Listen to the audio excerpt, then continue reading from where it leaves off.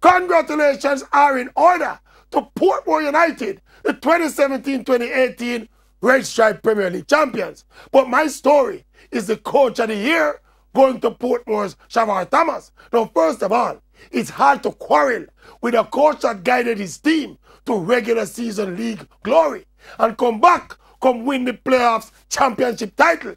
It is hard to make a credible case against that coach getting the coach of the year. Football is a results business, with the objective being winning titles. But everything has context. And with no disrespect, Shavar Thomas dropped in a system at Portmore United that had them playing the last 3 Premier League finals. A good, resourceful organization with a talented and diverse player pool.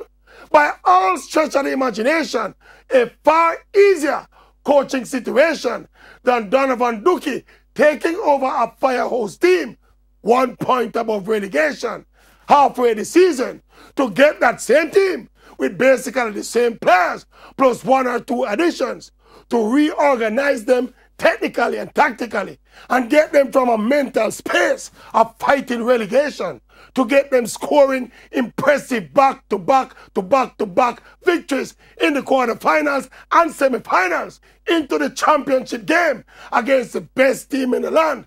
And not just turning up, but going toe-to-toe, creating the better chances in the game, and then to lose in the lottery of penalties. For me, Donovan Duki was the best coach in the Red Stripe Premier League this season and should have, at least along with Shavar Thomas, be named the joint coach of the year.